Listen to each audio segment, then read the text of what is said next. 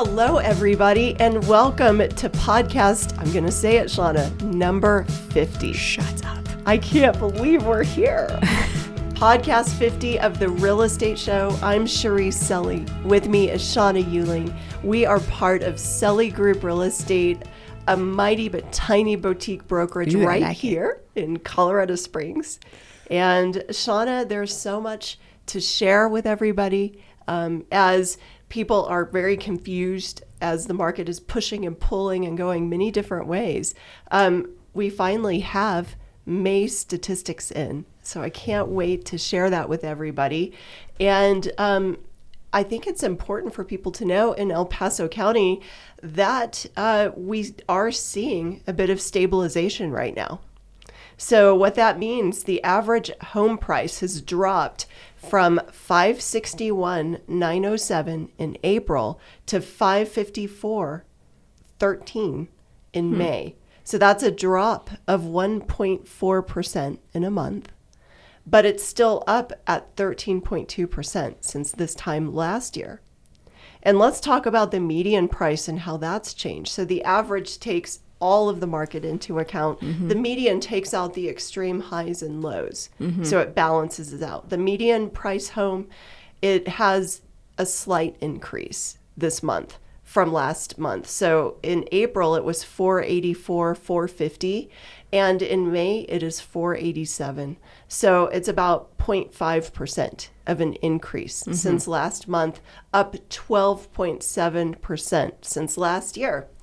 So what do you think, Shawna, about those numbers? Well, I'm glad they're starting to come down a little for all our first-time home buyers who have just been crying for the last 2 years pretty much. But yeah, I think we're just starting to see maybe that the playing field might start leveling out just a bit. Yeah. And the total active listings, so this is an interesting stat right now.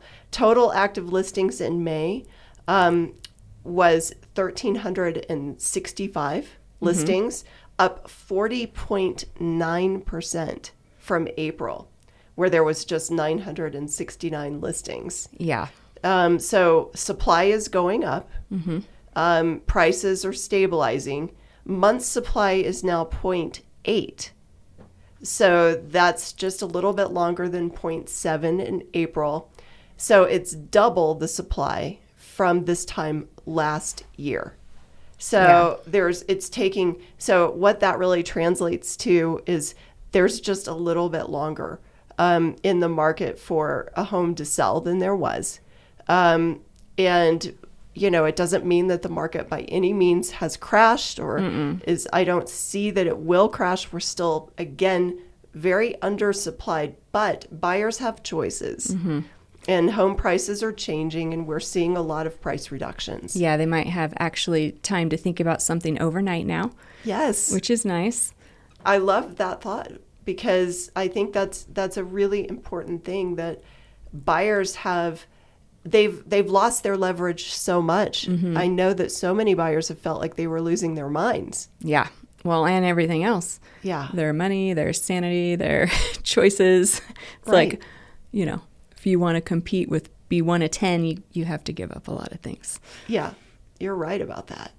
And speaking about that, there was a MoneyWise survey talking about buyer regrets. And it's really interesting that, and it's actually very sad, but it's a state of this frenzy that people have been going through, that 70% of buyers are regretting their home purchase. 70%. Yeah. So that means only 30% of the buyers are truly happy in the poll. I mean, this is a national poll that was taken. I think around 1,000 people were polled. So the speed of that decision has forced buyers to make loan decisions. So this regret is in terms of their loan decisions.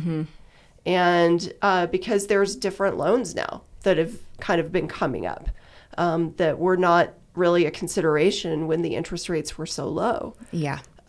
So the record is very interesting on the stats for what these regrets are concerning the financing. So one of the biggest regrets from buyers is doing an ARM or an adjustable rate mortgage. 77.8% of the buyers that have gotten that type of loan have regretted it. Shawna, can you explain a little bit about why do you think a buyer would regret doing an ARM? Well, because the interest rates have shot up so much. I mean, we started the year at, 3%, let's say, even a little under that in January if you had good credit. We're a solid 6 now if you have great credit. And what does an ARM do for the interest rates? Well, so the ARM means for a certain amount of time you're paying a low interest rate, but then after that is up, it's adjustable usually, and with the interest rates are rising, it can put you in a precarious position. You're either going to have to refinance, which maybe you had a job change and you can't qualify now for, or you'd have to sell the house. I mean, it just puts you in a place where it's not as secure as a 30-year fixed, that's for sure. That's right. But a lot of people have to get them now. I was just talking to a client yesterday, and they, actually a business colleague, and she was, buying a new house, and they went into an ARM too for 10 years. And she's like, I'm hoping we pay this thing off. That's my goal. I got 10 years to pay it off. But, otherwise the interest rate was going to be so high. That was their choice. So the ARM might be the only way to actually get a buyer to qualify with the new interest rates that are now. Yes. But it doesn't give them any security about the future. No. And it's great if you think they might be going down, but clearly that's not the direction we're going right now with inflation. So. That's right. That's right. So that's the very number one loan term that buyers are regretting by nearly 80%. But the government loan is the second, which is at 71.4%. So that would mean a government loan might be a VA loan or an FHA loan. And, I can't speak into this completely why everybody would have a regret on that, but I think that a big part of that is because these loans are available with no money down or very little money down. And as we just saw, the prices are changing right now and they're stabilizing. Yeah. So if there's no equity at all in the home, I'm sure that buyers regret feeling like they're already potentially at a break even or upside down. Yeah, especially after you count their funding fee on the back, which can really add up. Then they might even owe more than if they didn't put any down. Then it's worth. Yeah, that's pretty right. quick. So, and then the next loan of buyer regrets is the jumbo loan. 70% of buyers are regretting their jumbo loan. And I can speak into this saying, dealing with a lot of the high-end market, that I know that one person that recently got a jumbo loan, because they were an entrepreneur, there were very few loans available to them in the jumbo market. But the one that they got was over 7%. So the payment is, crazy. Well, I mean, I think that a lot of people, in order to get the home of their dreams, they're doing these jumbo loans. But those rates really some of them are astronomical. Some of them are actually lower than the conventional rates. Yeah, they've been flip-flopping. So, yes, but still, it's just a big loan. Huge, big payment. And then the conventional loan at 60.2%. So it doesn't seem like any loan wins right now. And then, I'm happy putting cash down, but yeah, not too many people can do that. We can't either. And then the fixed rate mortgage at 54.5%. So those are the loans in order of the regrets. So, Shawna, let's not only discuss regrets, but how do you think a buyer can buy right now and avoid maybe having some of these regrets?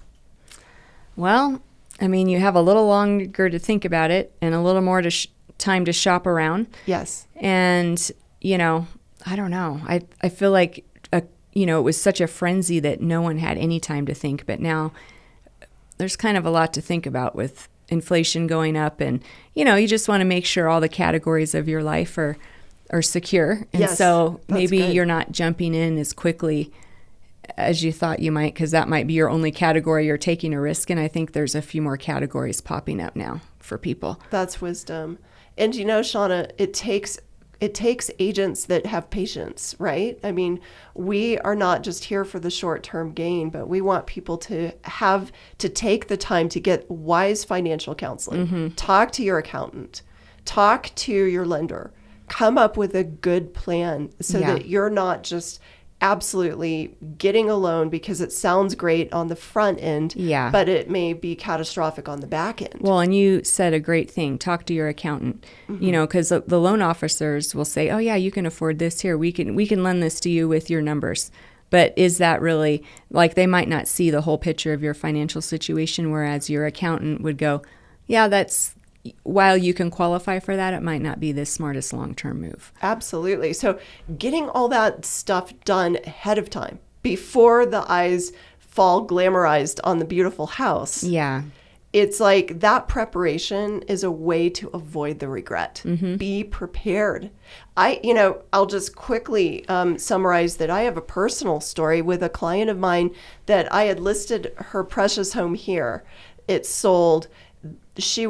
She got married and moved out of market to another state. And the housing there is even more expensive than here in Colorado Springs. So they were getting into that housing frenzy there, getting excited because there were some homes that were coming up that they fell in love with. But they would be extending so far up. Like, we're talking hundreds of thousands over where her home sold at here. Well, they are newly married, new finances, all of that. And it's really interesting because she called me like, I love that I am talking to clients after they even move out of market because they want advice or they're asking for wisdom. And the truth is that was going to stretch them so much. So they ended up looking at a different market, a different state. And not only did they end up finding a home that is their dream home. It's actually the most historic home in that state that they're buying, but it has been renovated into a modern home. And it was about $400,000 less than the home that they were thinking about buying in the state that they're in right now. So they're buying the coolest home with a history that's been modernized. They're also buying a fourplex down the street from where they're about to live. And so these kids are making such an incredible financial decision they took charge of their finances. They listened to us, they listened to wise counsel, they listened to their own tax advisors, counselors, and other people. And they ended up saying, I'm going to go into a different market. I'm going to go into there and capitalize on this and use our leverage as gain and not just be completely over leveraged with one investment. I think that's a great way to avoid buyer regret. Yeah, and to build long-term wealth. Absolutely. So there's so many good ways to do it and to build very positive stories instead of the regret. Be the 30% of the buyers out there that have a good story. Yeah. We want to help you get a good story in this market. So thank you so much, everybody, for tuning in. We're so excited to bring you this, and let us know your questions. We want to hear from you. And we're here to help you, guide you, and we care about your experience. It's a human experience. Yep. That's what we're here for. That's right. Thank you so much. We'll catch you next time.